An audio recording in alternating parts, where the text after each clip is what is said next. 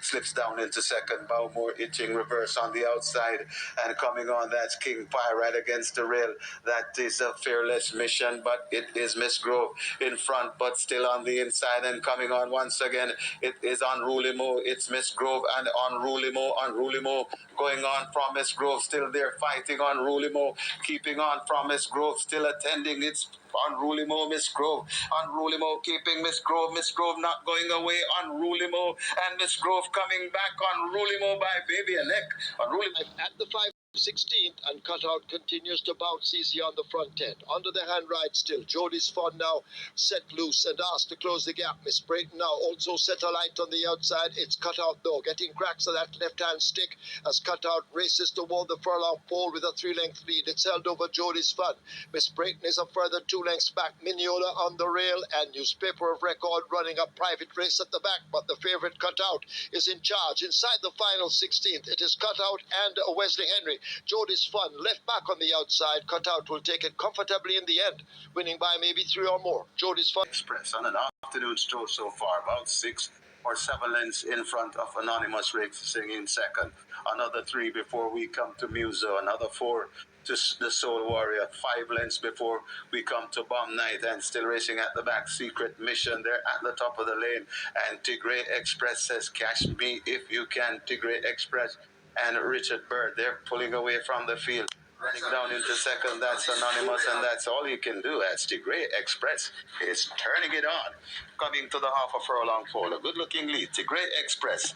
This one is easy money, as Peter Ailey would say.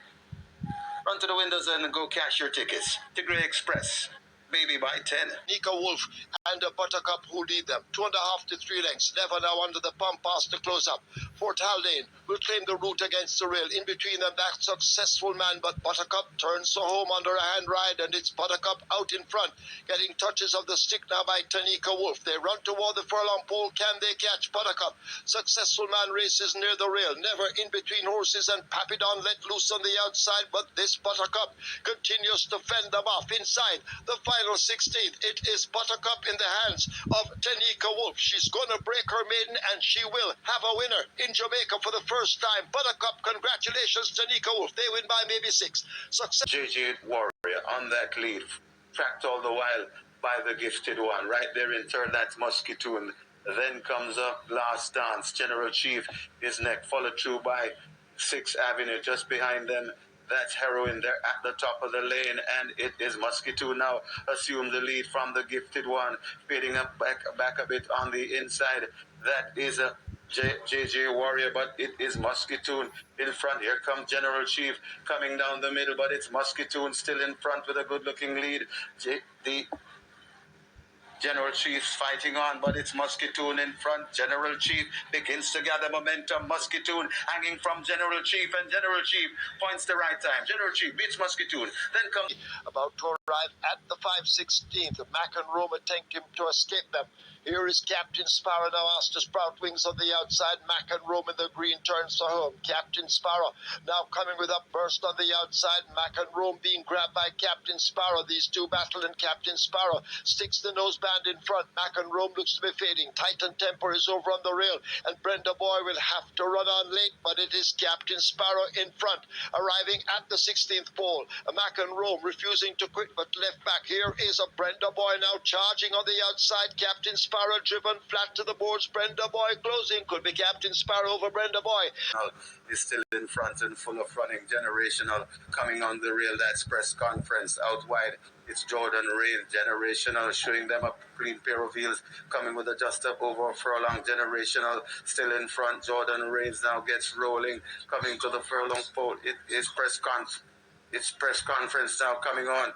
It's Generational in front. Press conference trying to get to Generational, but Generational driven out. Press conference still on coming, but Generational by over a length from press conference, racing back into third.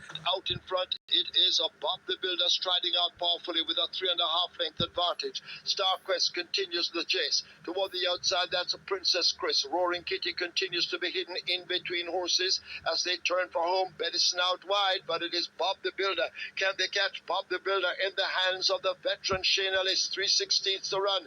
It is Bob the Builder continuing to hold the advantage. Benison trying hard to close a 5-length deficit.